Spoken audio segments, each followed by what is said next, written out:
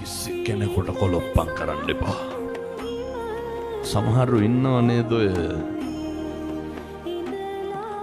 අර මන්ද මානසික පින්නතුන් ඉන්නේ. මානසික ආබාධ තියෙන අපේ පින්නතුන් ඉන්නවනේ සංසාරයක් උස. කවදාවත් පින්නතුනේ ඇත්ත අවතක්සේරු කරන්න එපා. කවදාවත් කෙනෙකුට ඇඟිල්ල දික් කරලා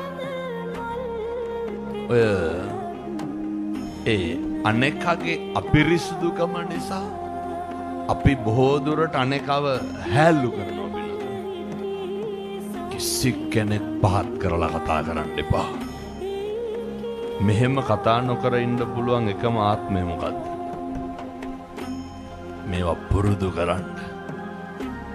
මේවා පුරුදු නොකරොත් බල්ලෝ බලල්ලු වෙලා උපදී. මාන්නකාරකම් තියාගන්න එපා. අපේ රස්සාව, අපේ තත්ත්වය, අපේ තරාතිරම වෙනතුනේ ඒවා අපි ගාව තියාගන්න.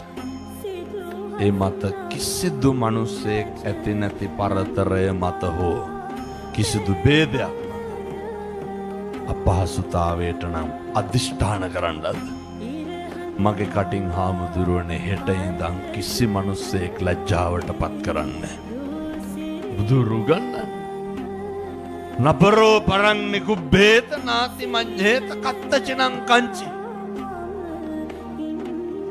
කිසිවෙක් කිසිවෙකුට වෛර නොකරේවා. පුරුදු වෙන්න. කිසි කෙනෙකුට වෛර කරන්න එපා.